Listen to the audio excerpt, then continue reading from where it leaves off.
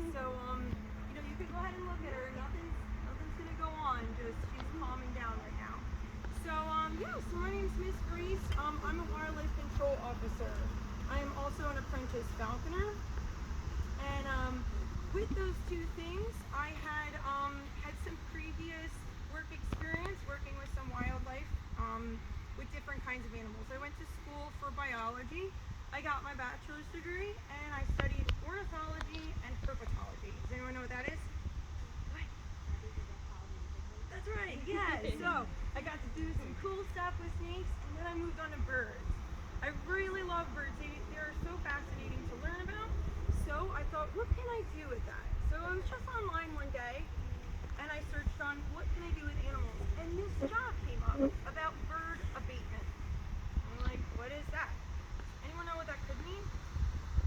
No, I know, I didn't either, and I'm 28 years old. So abatement is something that when you're a wildlife control officer, environmental protection is important to you, protecting the communities around the area. So with landfills and airports, birds can be a problem. Does anybody know why? Birds in the area.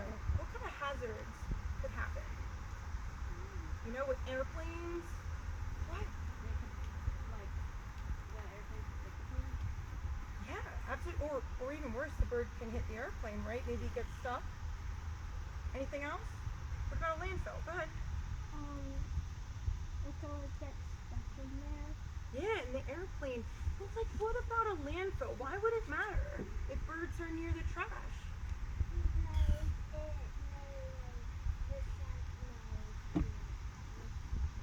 That's great. Absolutely. That wouldn't be very good. And you see seagulls at the beach, right? They're actually called gulls, but they're seagulls. So what happens when they're at the beach? What do they want from you at the beach? The food. So what's at a landfill? Food, right? But that's not a proper diet for them, right? No, that's yucky and gross. So, bird abatement is necessary. Certain programs are in place so that we can keep birds from eating the trash, and then keep them from not getting stuck in airplanes and things like that, so that everybody can do their job nice and safely and properly. So, I primarily work at a landfill site, and so does Mr. Gordon. And we have a few different things we do to get those gulls and ducks and other kinds of birds like pigeons and starlings and vultures, to get them kind of out of the area, so we protect them, and we protect the workers, and we protect the environment. Because if the gulls are eating all of that trash, they act as kind of like vectors, like little hosts to spread diseases. And they bring them back to our beaches, or they bring them to your neighborhoods, and that's not good. So we want to make sure we're protecting their species, but also making sure that the landfill can do their job. Because they can't see. If there's thousands of gulls near the trash, they're not going to be able to operate the machinery properly, right? So we want to make sure we're protecting the workers as well. So, what better way to do that? Could you guess? So, have you ever heard of falconry before? Yeah? Not before today? Well, good. Well, so falconry has been around for thousands and thousands of years and used for different kinds of things. Some people use it as kind of like a sport in different places, but for us, we use it as a tool for work. So, falconry is the backbone of any kind of abatement program, and that's because the predator and prey relationship is so important. Now, the gulls are always going to be kind of nervous when they're around any kind of predator. So if the predator is always around and flying around, they're going to go, that is not a safe place for me. I'm going to avoid that area. I'm going to dip out. Okay? So they will eventually keep coming back. So we do some other things to kind of make sure we're scaring them and going, hey, you don't want to be around this area. This stuff is not good for you. You don't want to put it in your body. So we fly falcons.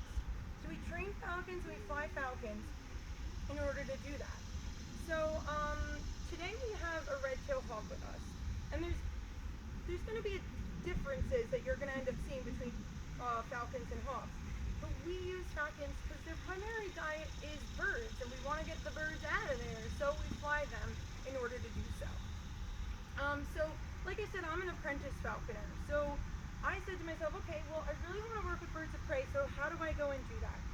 reached out to the New Jersey Division of Wildlife, Fish and Wildlife, and I took a big test. I studied a long time for it, and I was able to get that credential saying I'm an apprentice falconer. So I still have a long way to go. But Mr. Gordon here is a master falconer. So it means he has went through all the steps to get to that position. So he's a pretty special guy. Alright, so he teaches me a lot of different things about these birds, how to interact with them, how to train them, how to handle them. There's all different kinds of terms because at the end of the day, these birds don't act like pets, right? And they're certainly not. So they have a job to do, and they're athletes, they're little athletes. We make sure that they get the kind of physical stimulation and exercise that we need, and we also try to make sure mentally they're in a good place too, so that we can interact with them in the best way possible. Right? You have a question? Oh, the bird? Absolutely. I was just like building suspense. Oh, okay, perfect. Absolutely. All right, so yeah, let's see. I'm going to show you one of the falcons because I couldn't bring any falcons with us today because they're all working at the landfill right now. And we give them some days off, but I couldn't let them take off on a Tuesday. So I will show you one of the falcons that we work with. This is Mr. Mouse. So we have a lot of different birds at our sites. He's taking a bath. And they're hybrids. So they're all different kinds of falcons. We have sakers, deer falcons, prairie falcons, peals, let's see, peregrines.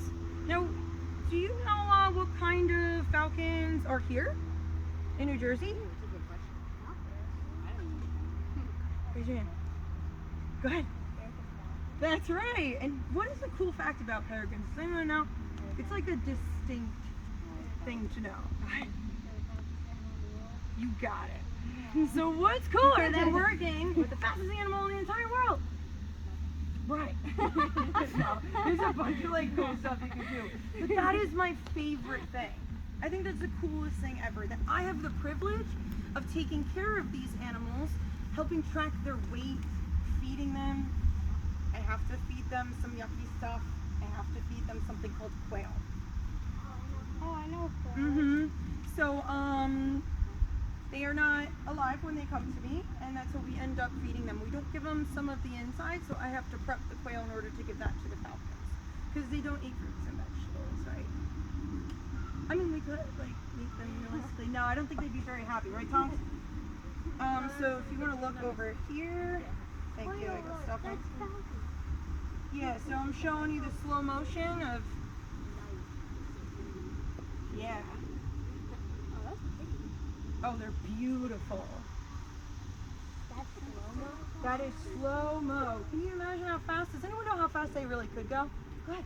Around 120? I would say so. Yeah, so some can get a little bit faster than that. I would say we'd cap it about 200. They say that like 220 has been up to like 240 or something like that has been the fastest. But I would say for our falcons,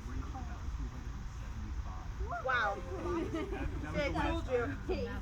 275. See, it doesn't even seem right. That's an dive. Yeah. So yeah, so this is the landfill that we worked at, and you see them kind of take off, and they take off from the truck. So yeah, Mr. Gordon, do you want to explain who we have with us today?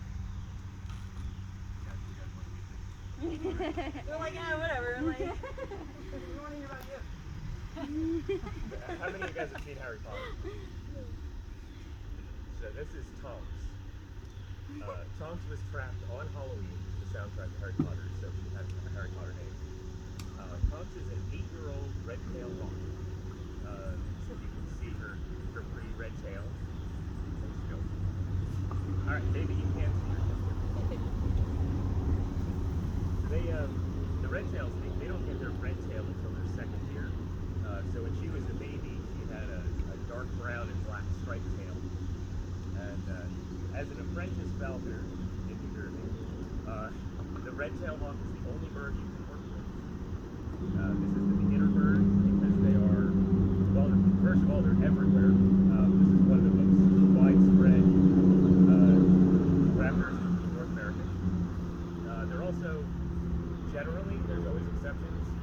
Generally, these are calm, patient, Look at a it. little more forgiving than some of the other raptors.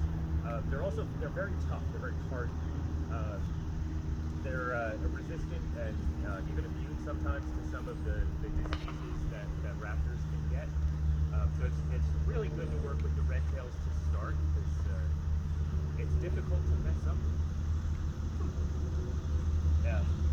One of the differences, you saw some of the pictures of the falcons. One of the differences is the beak.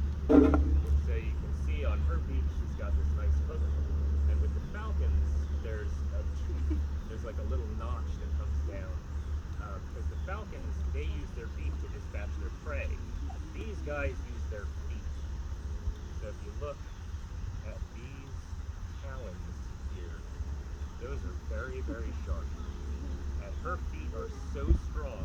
This glove that I'm wearing is 3 layers of thick leather. And if she wanted to and she squeezed, she could put these talons right through that glove. Yeah, I'm gonna pass around this glove over here. Don't touch this part of it. Okay? It's very hard for you to clean your glove. This leather is hard to protect, so just the red touch this tails, portion, okay? And you can they're all feel the leather carnivores, they're all meat eaters. if you want to. Where the falcons hunt strictly other birds, and they're kind of designed to catch birds in the air. These guys, they like to go up real high and spread their wings, and they'll just soar. So they'll glide around, and occasionally they'll flap, and then they'll keep gliding. And they have the keenest eyesight of any animal on the planet. They can be 1,000 feet in the air, and they can see a rodent in a field. So what they'll do is they'll go up and they'll sit way up high, and they'll ride the thermals, and they'll stay up in the air, and then they'll see a rodent of some kind. That's their favorite. Mice, rats, squirrel. Squirrel is her favorite. Rabbits, they'll go for snakes sometimes, but they take animals off the ground. So what they'll do is they'll drop out of the sky and grab something, and then they use their feet and they can squeeze. So you can see, this is the kill toe, they call it. So there's that big talon there. And even bigger is, you can see, is this rear toe here. This is the hallux. And again, their feet are so strong. I mean, they got these spindly little legs here, but they're like vice. They're really, really tough. So I'll bring them around so you guys can get a closer No, I view. think your name is Calvin, right, buddy? Yeah. So, what other animal could you think about that would be similar to how a red-tailed hawk traps their prey? They're very, very sharp. We talked them before, like this study. So the tongue's sticking out. You got this. So these guys, What? Perfect. she knows it too. What reptile She's quite a ham. do you think would be So with the similar? raptors, there's a few different kinds. So she was talking about the falcons. Yeah, and the falcons yeah, are what absolutely. we call Pythons, long wings. sisters. So the It's kinda falcons, similar. they're the fastest animal, and they have very rapid wing beats, and they glide a bit, and then you get this flap, flap, flap, flap, flap. And these guys are what we call broad wings. So they're soaring hawks. They go way up in the air, and they just kind of hover around and glide and hunt that way. And then there's another type called short wings, or accipiters. There are other types of hawks. We have the sharp-shinned hawk, the Cooper's hawk, and the goshawk, and they're all around here. The goshawk is a little rare. The Cooper's hawks they're all over the place. They're a bit smaller than her, but they're designed like the way their wings are built. They're the ones that you see the neat videos of flying through the forest. So they're going and they fold their wings real quick and shoot between the tree branches and stuff. Those are the short-winged forest hawks, and they're made for that, like flying through the trees and stuff. And they're kind of that in between where they'll catch other birds and things like that, or they'll go for rodents. I don't know, what else we got? Well, yeah, that's why I think it's really cool that you're learning about. Unfortunately, like I said, I couldn't bring a falcon with us today. But if you look at the scale of where you would like to go with falconry, you start with a red-tailed hawk, and then you progress to working with some kind of falcon. So what's really cool about our job is we kind of skip that part, even though we have to get our permit and our license. We get to work with the falcons anyway. So we get to fly them and watch exactly how they hunt. And like Mr. Gordon was saying, they'll go up in the sky, falcons go all the way up, and then they do a drop, kind of like a rock in the opposite direction, and then they attack from above, and they grab their prey out of the air, and then they have that tomial tooth, that little notch in their beak, and that's how they sever the spinal cord. All right, so that's how they hunt. Yeah, go ahead, Calvin. What's that little like tassel on his foot? Oh yeah. Decoration. That's what I was looking at for a second. I'm like, wait. there may have been, from what I understand, I've not been able to find any real proof of it. From what I understand, there may have been a use or a reason for it. Like again, falconry is about 4,000 years old. Started in the Middle East. So there may have been purposes for this, but over time it just became kind of a decoration. It's just there because it's always been there. There are a lot of neat little things though, just to touch on. There's like phrases that you'll hear today. You ever hear about having somebody wrapped around your little finger? Yeah. Right? It's like you got to control. That's what this is. Having the bird on your glove, and you have all this hanging down, and that can be a problem sometimes. So you wrap it around your little finger, and it gives you better control over the bird. Wait. See, that's how your parents act. Waiting with bated breath. That's another one where, like, where you're impatient and. Baiting is what happens. You saw how she was getting kind of steppy on the glove and the wings were going. Every once in a while they'll do that where they'll act like they want to fly off the glove, or if they're on their perch, they hop around and they flap their wings, and then they get back on the perch of the glove and they're panting, their tongue's hanging out, and they're all tired. And baiting is what that's called when they jump off of the perch of the glove. So the phrase "waiting with bated breath" is another thing that actually comes from falconry. There's a whole super mess of cool. it. I know. Yeah. Even calling an old. You ever hear an old man called an old codger? I have never heard that. I don't know that one. Your age is really showing. Because I'm one of those now. The cad. So you can see over there, I have her perch. That's a bow perch, and it's designed specifically for hawks because they nest in trees and stuff, so they need something kind of round where they can wrap their feet around it. And the falcons, we use what we call a block perch, so it's a flat surface because their natural environment, they nest on rocky outcroppings and cliff sides and things like that, which is why there's a lot of them in New York City, because the architecture of the buildings is perfect for them to nest on. But their perch is flat because they're used to having their feet splayed out flat. A cadge is another type of perch, but it's for transport, so it's something that you can carry around and have the bird sitting on. And like back in the medieval era, falconry was known as the sport of kings. So only the really wealthy people, the nobility and the royalty, were ones that could go hunting. They would have cadges where you would have big leather shoulder straps and these wooden rods that come out, and then these perches for the birds to sit on. So when the king wants to go hunting, he just hops on his horse and rides out there, and you got some guy that has to carry this thing full of birds. And I mean, the king going hunting is, I want to go hunt ducks today, and the falconer would bring the birds out and know which ones were good for hunting what type of prey, and go, oh, ducks, we'll go with this bird, and they would hand it to the king, and the king would go, and the bird would take off, and now the king has hunted.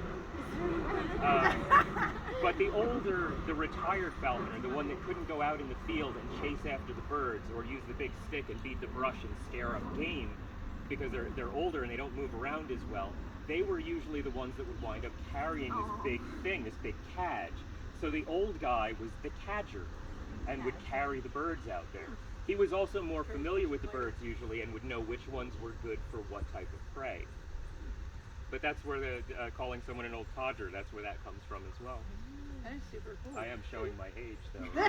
Just teasing you. Oh my god, it's so cool. So yeah, we're gonna actually pass around some of the equipment that our birds get to use. It does vary between hawks and falcons, so you'll see different sizes, but we kind of call them the same thing. So I'm gonna pass around the hood. So what do you think a hood would be used for? You've ever seen horses?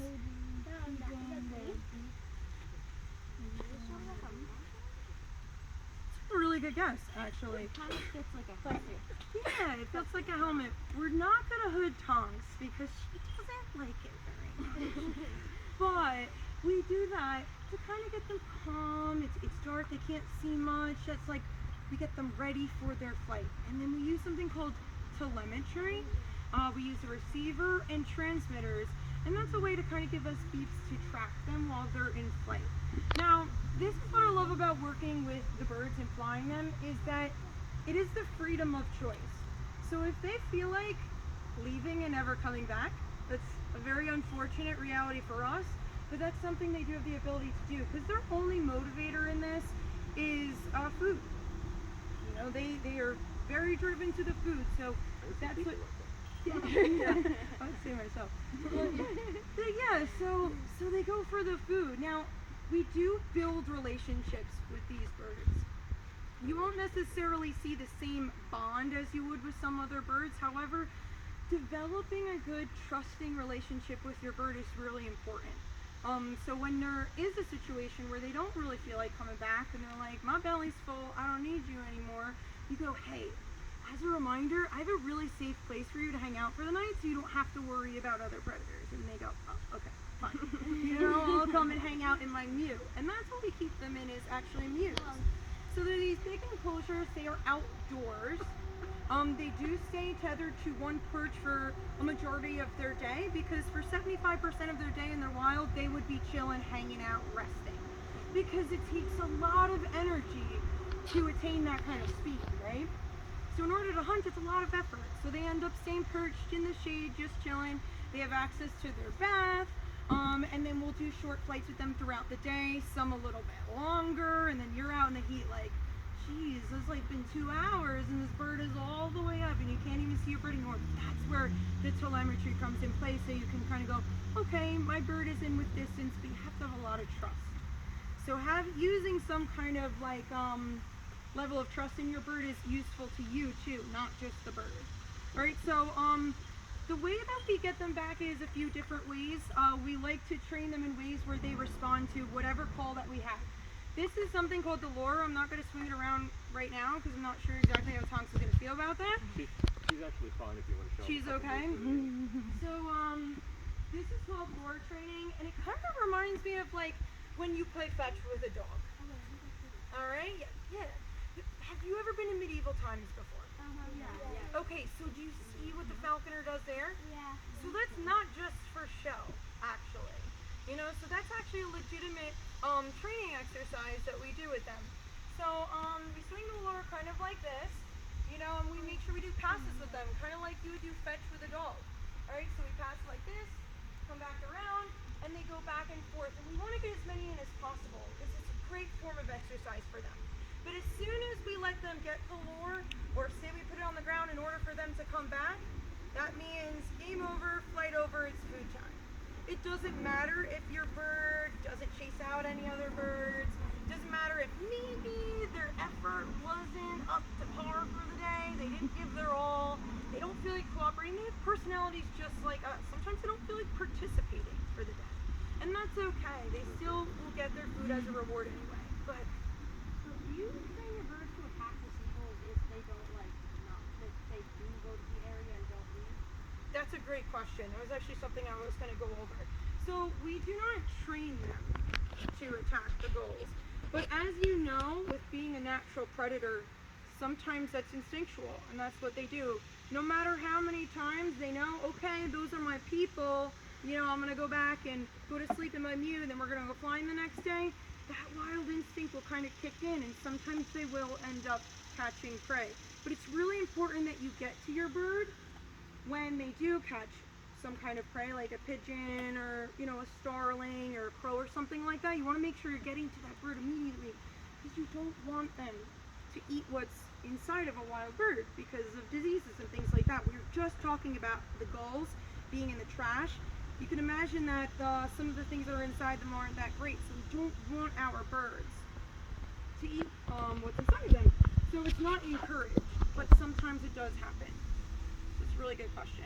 So the goal is really to drive them out. So we want to make sure we're doing this in the best way possible, and it's something that's humane. So driving them out is the most natural thing that you're going to get. Is the falcon going, I'm going to chase you, okay, but I know that lure means I'm gonna get food after that. So I'm gonna chase them. Okay, I did my job. See you later. I'm gonna come back. You know what I mean? So that's what the whole flow is like.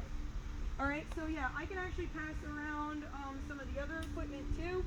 So we do the lure training, and then we also will call them back to the glove, and then sometimes we call them back to kind of like a decoy, like basically like a little stuffed animal that looks like a bird.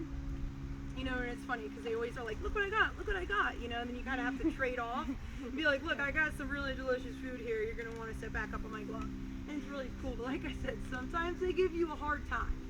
You know, they're like, listen, lady, this is what I got. This is mine now. We have Mouse, the one that I showed you just before. His name is Mouse Man.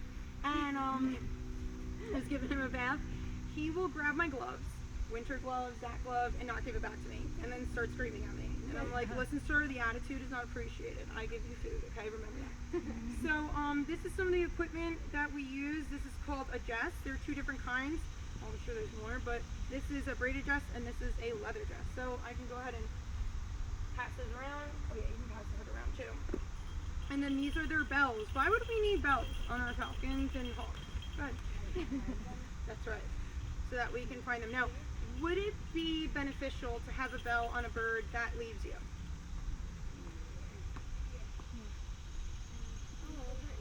Yeah. Could it be a disadvantage too? Flight chesses, look, fancy. Not everybody uses those. I'm gonna have you get into that too, but yeah, did you want to say something, Ethan? So what are the jesses for? So, if you want to look at Tonks's talons here, they're anklets. There, you know what? Go ahead. You can go ahead and say that. This is the basic equipment we've got. So I've got my glove. Oh, mind the wings. All the gloves have this ring on this D-ring. Now we have this little extra piece here. It's called the loop jess or field jess. And this is used when you're flying the bird and it doesn't have any equipment on other than these little anklets.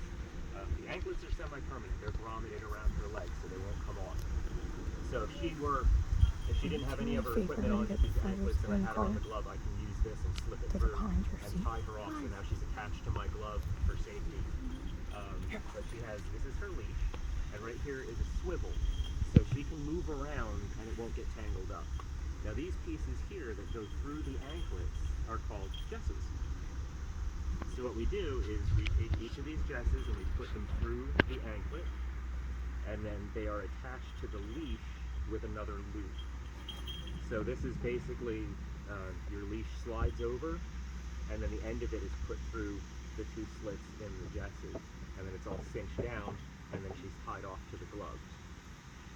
And when we put them on the perches, there's a heavy steel ring that we tie the knot to, and the knot is very, very important. This is a fun one. You know how to tie any knots? I'm going to show you the falconry knot. Okay, here I'll come up to you so you can all see. Falconry knot has to be. You got a bird on your glove, so you can't use this hand. So you have to be able to tie a knot with one hand. So what you do, you slip it through, and you grab it with two fingers, hook it with your thumb, and make a loop, and then you bring it through. So now you have this little loop here, and it tightens. So if the bird pulls, it makes that knot even tighter. And we take the little tail, and we slip it through like this, and cinch it down a little bit. And now she can't untie that. But I can untie it with one hand.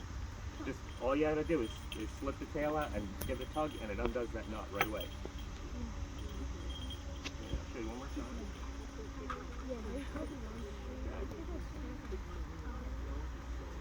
Cool. We're all set. That's so cool.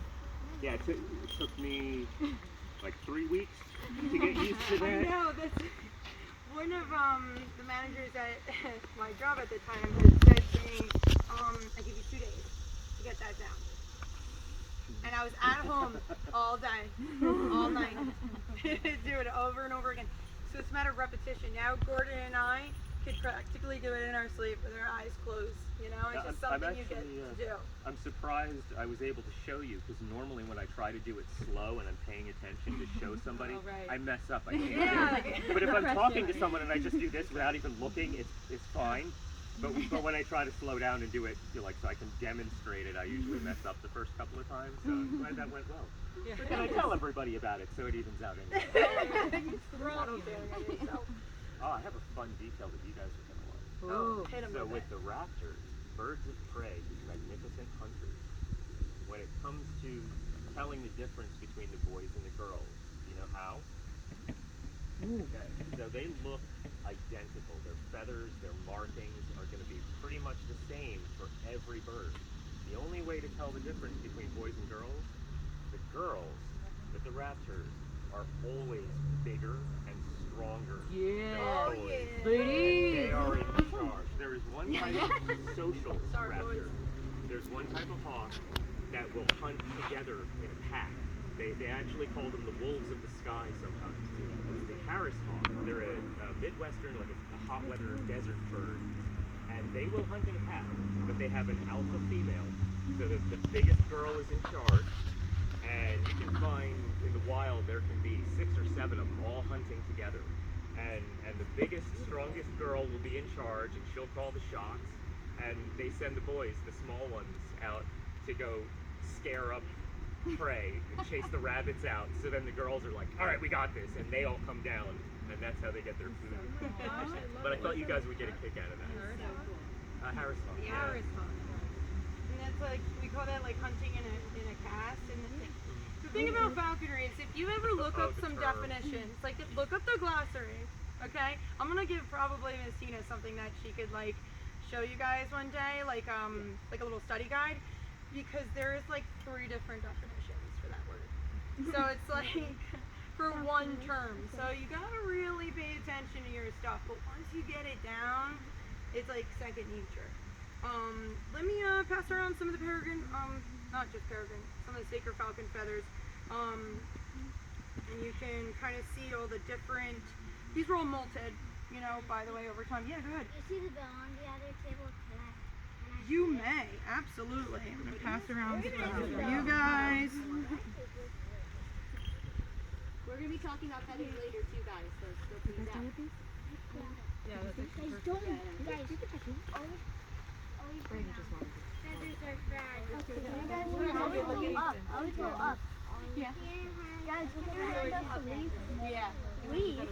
Guys, pass the feathers. Nina, she's like, this is the right side. She really does. You're a natural. That's all of our camp. She remembers to be confident. Don't ruin the feathers. But look at the different kinds. Like there's so many different kinds of feathers, so it's cool to see the differences. I've had her for 8 years. Like why is this one different than this one? Do you see the different kinds of feathers? Oh yeah, I've got like cups full of them.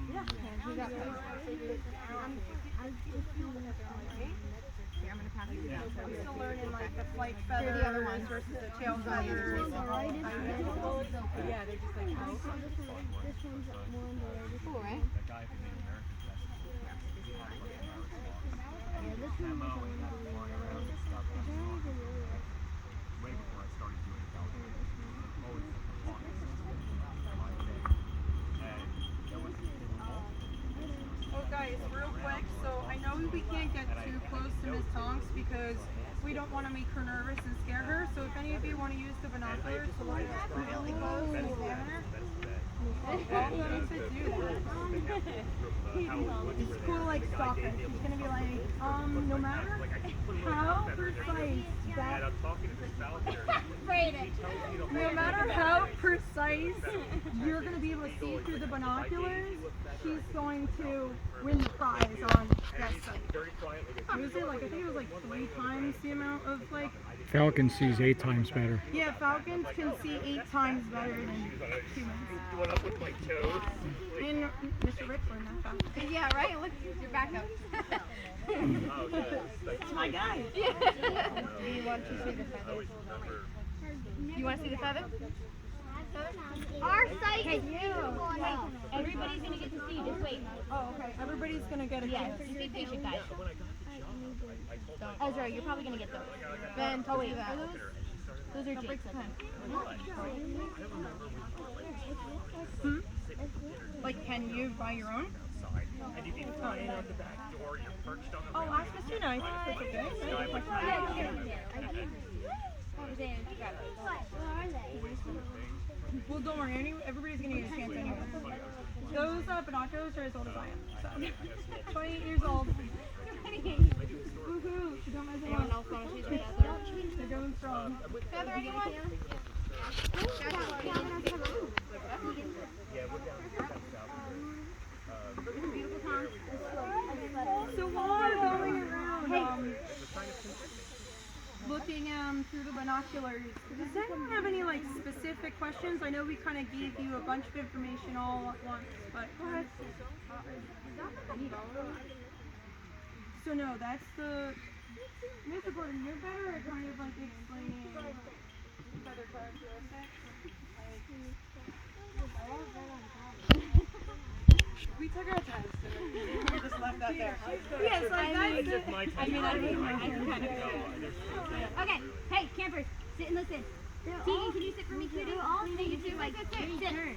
So guys, we're gonna get more into this later. What I focus on with feathers, I don't know what you guys focus on.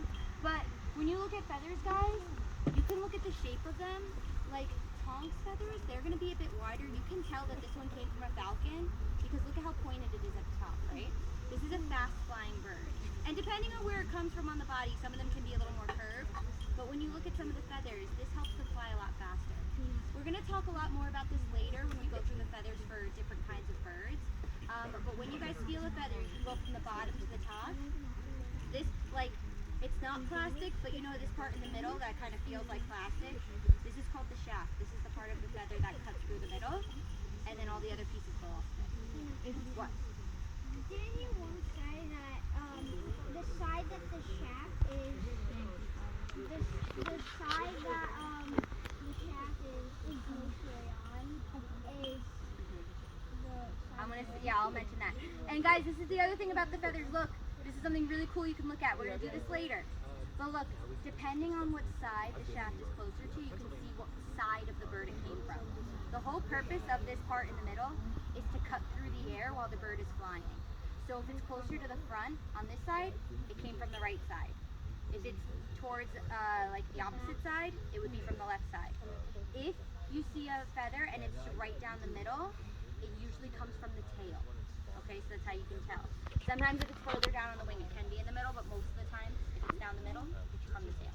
Right? I don't know if there's anything else, but no, that's my feather skill. So I don't know if you have more. What's really cool about the feathers too is sometimes in certain situations when, especially falcons, say are injured, say they lose a lot of feathers. We had a red-tailed hawk that one of the colleagues that I work with, she rescued a red-tailed hawk where his feathers were singed. He got burned. And he lost a lot of his feathers in the process, and they didn't think he was really going to be able to make it with that feather loss. So what they did was something called imping. So if you have feathers, which is why you guys can't necessarily keep these, because it's important for people that are bird experts to have these kinds of things. So they did something called imping where they had feathers already from a red-tailed hawk, and they used little bamboo sticks. And it's like you use some kind of glue and you basically put them together on the already existing feathers so that the feathers can grow out nicely. And then eventually the bamboo stick with the other feather will just kind of drop right off and the new feather will come right in. So imping is amazing. I have no experience in that area yet. I just know that my colleagues have done that before and it's so cool. Wow. So yeah, there's always some kind of possibility with that. But yeah, I can't give these out to you guys, unfortunately, because New Jersey Fish and Wildlife does have a migratory bird something treaty, you know. You guys but, get lots of feathers later. but yeah, I have these to give to you guys because you're a bird person, Tina. So.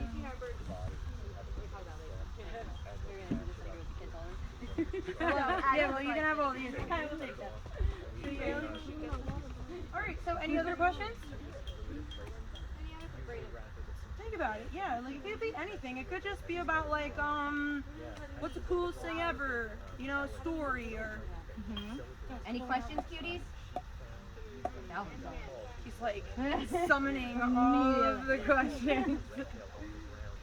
Well, I will tell you this real quick. He's thinking. I have so many questions that I can't think of. Well, here, how about this? So I talk to Miss Tina frequently. So if you have questions that for some reason you don't get to now, and you're like, oh, I really wanted to ask Miss Grace that question, whatever, write it down, and Miss Tina will send it to me, and I'll do my best to answer the question and get back to you. And even if even if camp's over and you're like, oh, I have a falconer question, you can email us. Your parents have our email. We email them all the time. Yeah. You can email us, and then I can send it right to Miss Grace. Okay? I do have one question. I know these kids are young. Yeah. Like throughout the week, we try to like tell them different things that you can do, like through a certification or things that you do through college. Like you major in biology. Like, is this something that you do? Like, you have to have a biology degree to do this, or? I'm so glad you asked that because that's something that I just realized I neglected to say at the beginning, because I'll tell you what I want to do with it, and I'll say what else you could do with it.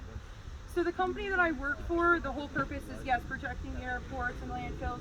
Some people will do this for nuisance animals, like pests, and to protect like livestock, like cows and pigs and farms and stuff like that. So some people will do that. From my understanding, you do have to have some kind of wildlife background.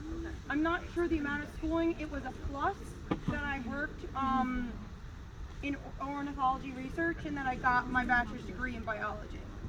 And I had like some kind of bird training experience, so that was definitely helpful for me to get the job. But to become a falconer, if you guys look it up online, according to New Jersey, you really don't have to be at a certain age. You can start this stuff pretty young. I forget like what the exact age is. So if you find this really interesting and you want to take it up as a hobby to just study this stuff, Isn't it like 15? it's like 15 or 16 years old. Yeah. So you can start getting introduced to those like licenses. You have to have your permit though. Go ahead, buddy.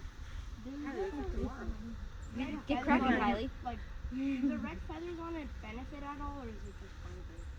Like, does it help it? And Like, yeah, would it be? That's a good question. I Yeah. never thought about I that. don't really know. Do you think it could be like some kind of camo? Like, It could help them blend in with their natural environment. It could make them look good. That's usually what make any them look kind of good? Yeah.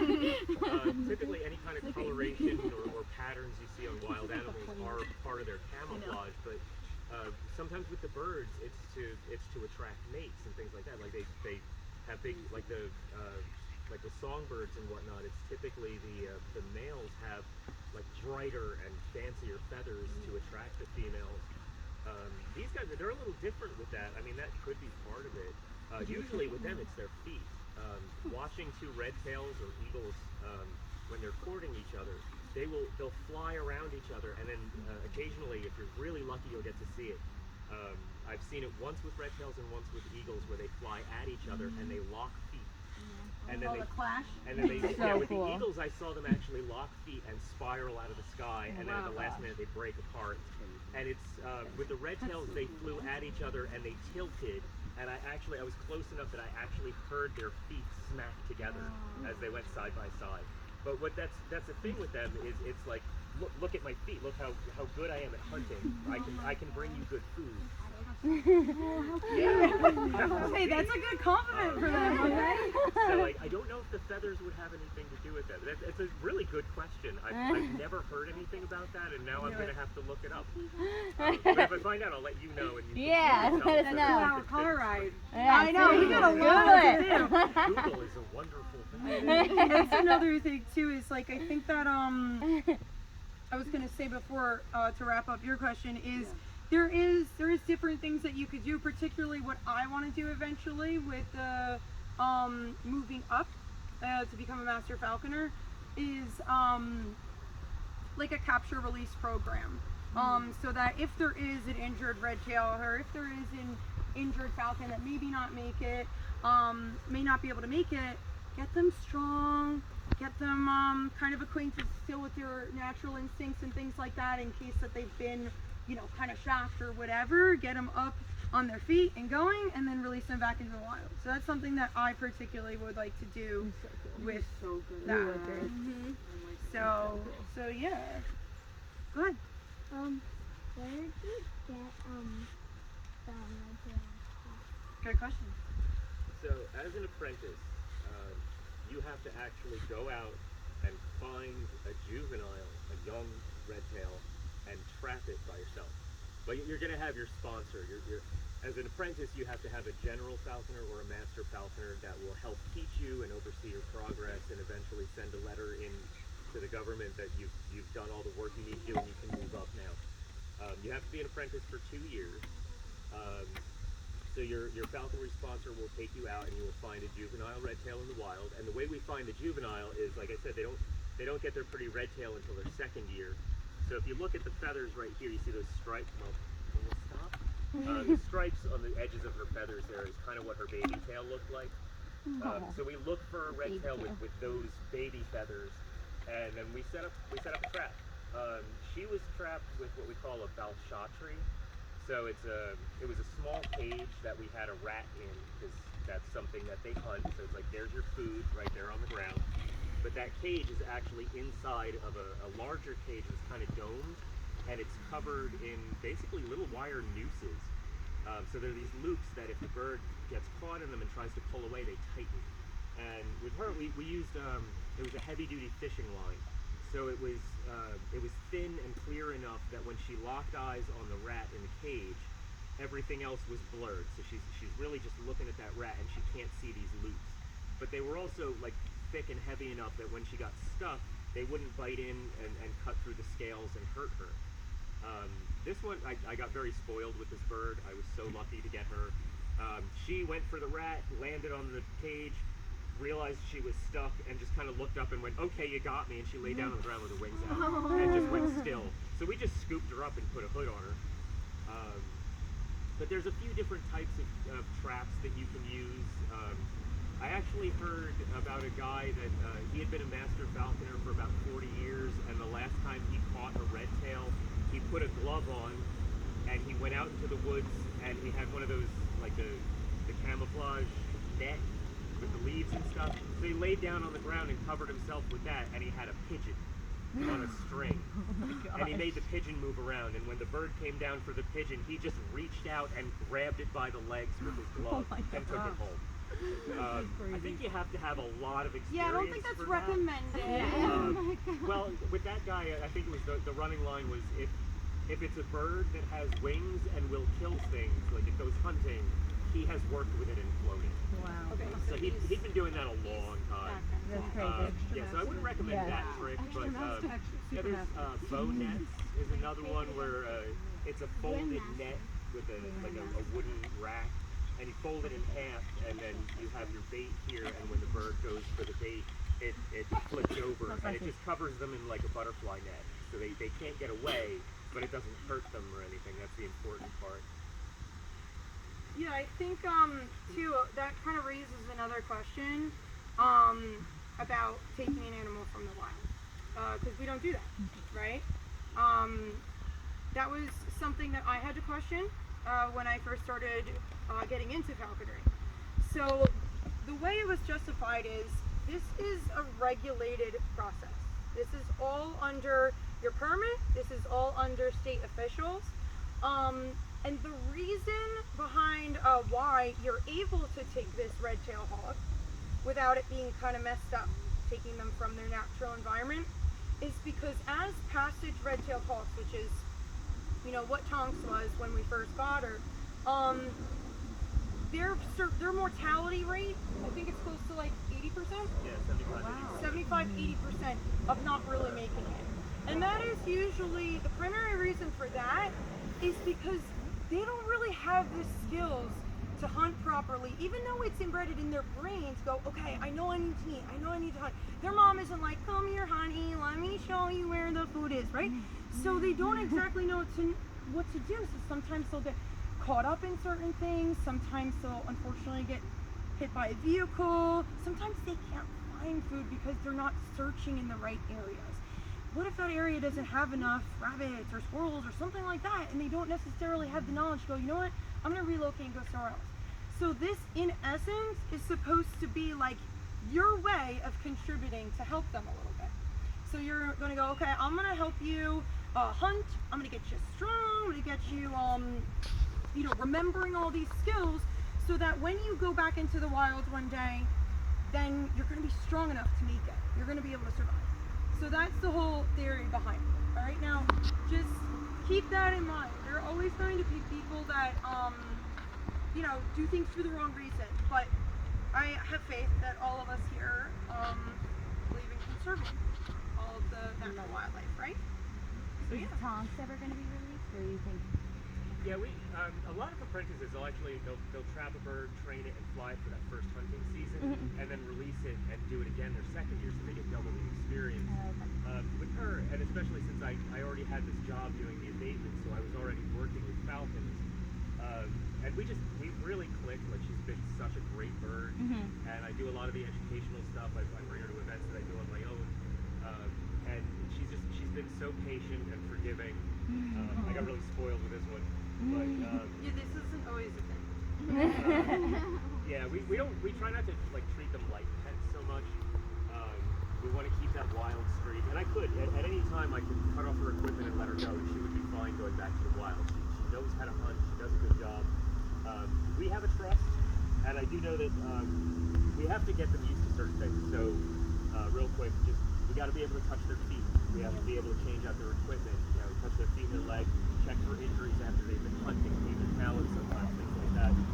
There's a bone that runs down the middle right here. It's called the keel. It sticks out a little bit. It's kind of prominent, like the keel of a ship. And we have to be able to touch that and feel how sharp or prominent it is. And it helps regulate their weight and helps with their health. If it feels too prominent or too sharp, it means they're not getting enough nutrition or enough exercise. If you can't feel it at all, they're probably grossly overweight. They need a diet. When I first started manning her, or getting her used to being physically handled, I had to get her used to this. So I started, okay, there's that bone. All right, so I need to be able to do this and not have her freak out about it. And I discovered that right underneath of it, right here, was a spot where when I touched that, she started leaning into it. She likes that. And over time, I realized this helps calm her down. Like, if she's being a little moody, like, this will actually get her to kind of just chill out a little bit. But other than that, like, usually, only recently I've been able to touch her back.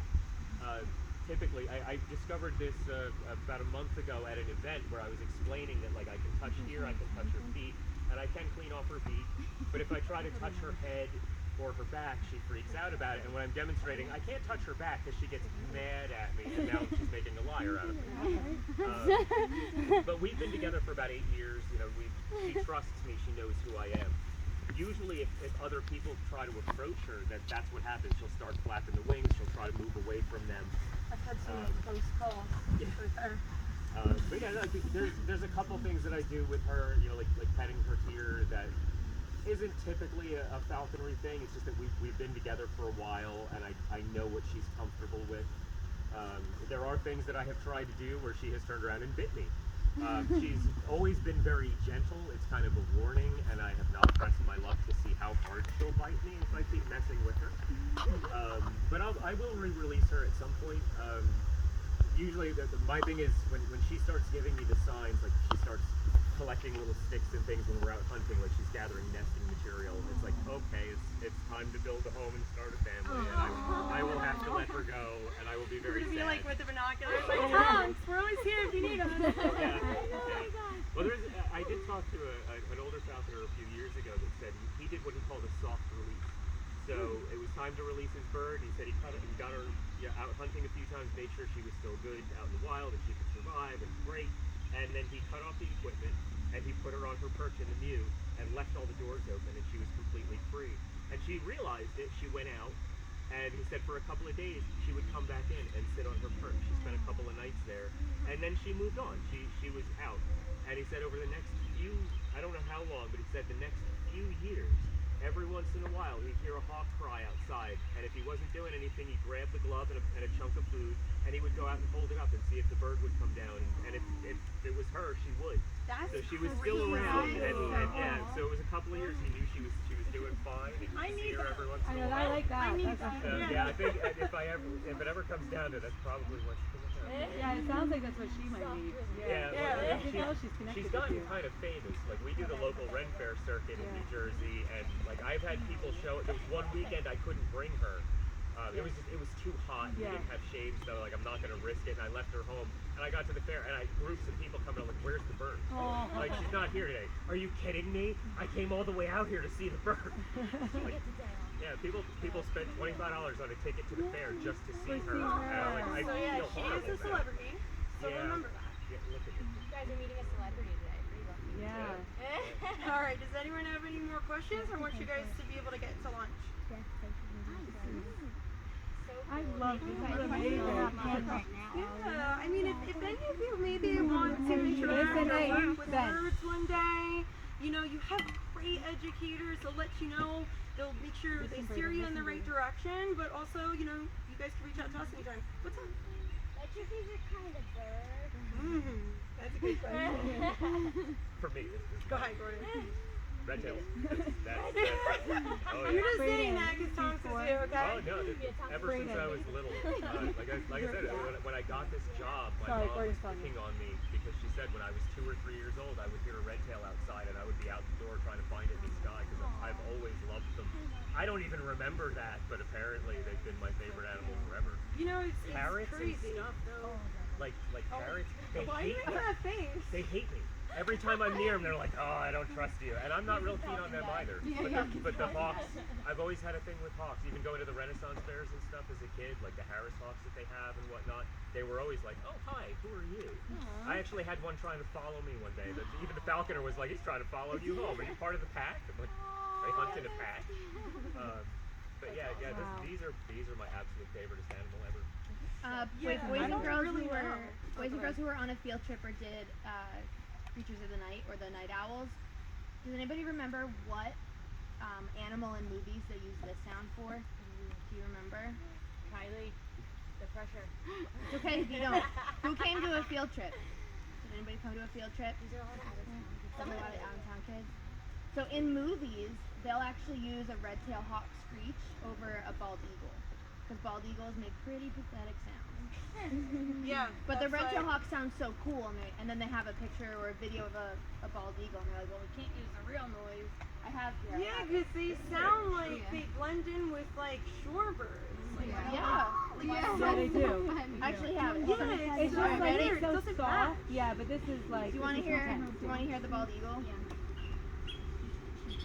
Yes. So they're kind of like the Mike Tyson of the bird. Yeah. They yeah. posing things, but they have this weird, like kind of high pitch. That's your voice? Yeah, but the red-tailed hawk sounds really cool. I will say, I don't want to freak it out. Yeah, you should hear the babies. Like right now, like we always hear like, cause we're around a bunch of trees and we hear the babies just all day, like mommy, mom. It's like, oh my goodness, this poor mother is probably so stressed, so stressed. Dad too. There was one year early, like back in June, that was like so confused. Remember? The red tail. Yeah, it was a juvenile, and he was just trying to figure it out. It was a little sad but really funny at the same time. There's a video I saw on Facebook, and it's a juvenile red tail in somebody's front yard. They have a concrete statue of a rabbit, and this bird is on the ground, and he's walking around, and he keeps throwing feet out, and you hear it clicking, where he's like just trying to grab it. He can't figure out why he can't eat this rabbit. So funny. But it's like a 5-minute video yeah, of this right. poor bird like trying to figure, what are you? Yeah, right. Number one bird. I'm just gonna say, for the sake of today, like my favorite bird that I work with are the Saker peregrine hybrids. Those are my favorite that I work with. I have different categories. I'm like obsessed with shoebills, okay? Obsessed with shoebills. I love king vultures solely for the fact that they're so cool looking. And everybody's like, ew, vultures. Right. I love vultures. And yeah, so I have They a need few more people in different their favorites. corner, so that's good. What'd you They say? need more people in their corner. Yes, People think they they're do. gross and they're awesome. So. No, they're really not. And guys, they are so silly and goofy. We see them at the landfill all the time. You're like, yeah, they're like little puppies. Yeah, and then they're like, we have Mouse, the bird that I was just telling you about, Mouse, man. He will go sit on like these big fences with all the vultures. Like, what's up, guys? Hey, how you doing? Like, I'm like, this is not natural. Like, this is weird. So size of you. I love It's watching really them run cool. around at the landfill. Like the way they kind of Yeah. walk. Yeah, for so Although a really fun one is, have you ever seen a falcon on the ground on its feet, like running? Yes. It is the dumbest thing. Yeah. Like, you put a chicken and a falcon next to each other and have them have a foot race, and the chicken is like this graceful ballerina, and the falcon's this stupid wobbly, like falling No, over. They stop. are They have, not like, a made little, to like- walk around on the ground. Like their heads. I'm doing the Well, thank you guys so much for having us. We really appreciate your time. You were an amazing crowd. Thank you for all your questions and your Boys and participation. girls, what do we say to Miss Grace and Mr. Gordon? Thank you. You're welcome. Enjoy the rest of camp. Have the best time ever. I love the camps with Loci Roots. They're a really great organization. We're just so glad to see you. Rousing is when they puff up, they just lift all their feathers and puff up. Usually they'll shake a little bit and then everything settles down. And it's like they're sighing. And the other